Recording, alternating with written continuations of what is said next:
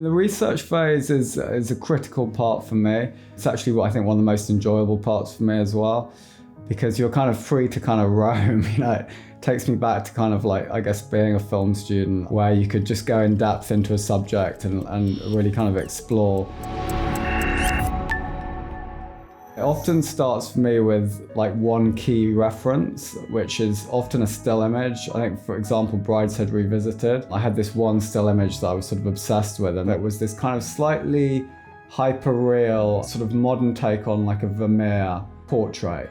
So it had kind of northern light, single source light. And there was something about the sort of luminosity of the skin, which was really interesting to me. And that sort of luminosity is something that I tried to get on Brideshead and, used various sort of techniques to achieve that.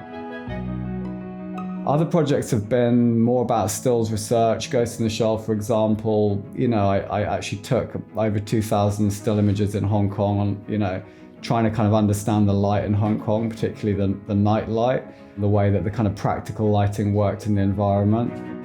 You're pretty low impact when you're walking around with a little stills camera around you, so it doesn't take a lot of resources, so it's a very efficient way to kind of develop research.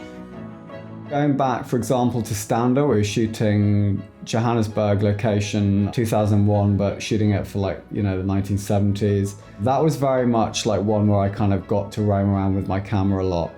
I think there's 13 bank robberies, a lot of them interiors in big old historic banks in Johannesburg, which at one time was like a very rich city. So I had to kind of figure out how to make the most of the natural light, how to augment it.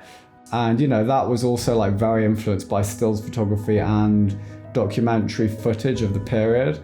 So I was kind of, I was shooting on film, I wanted to bleach bypass, so I was able to kind of have the lab, process my 35mm stills, using some of the processes that I wanted to use on the motion picture stock, and really kind of see how that was rendering the tones. I'm still in an exploratory phase when I'm using still photographs. For me, that process is still quite open, and that's kind of the way I like it to be. It's like a discovery. When I get into more like specific lighting tests, when I get out the motion picture camera, then it's a little bit different. Then I think I'm starting to head towards something, but still then I do like to kind of keep an element of experimentation and playfulness in that process, because I think that's often when discoveries happen. And the surprises can be like really good.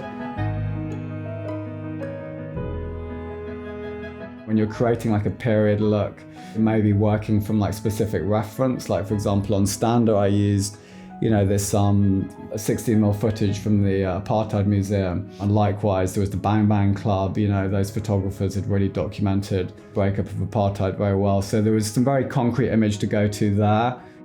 A movie like Creation is a little bit different, where you've kind of got period, but you're also sort of, doing something a little bit different. I didn't see it as like maybe a classical period film. I saw it more as, the emotion and the characters were more the center of the story. So it's how can you kind of like get away from maybe the more tableau approach to period and kind of do something a little bit more intimate.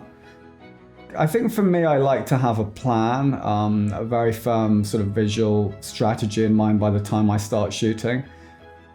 But having said that, that idea can change, and, inevitably, you start shooting and you learn some things. You learn some things about the faces that you're photographing, which you probably haven't had a lot of time with. You learn some things about materials that have been used in the art department and the kind of light of the location. And maybe I'm going to shoot a scene at, in the late afternoon, or, I'll go and I'll see what is actually, just sit there and like take it in.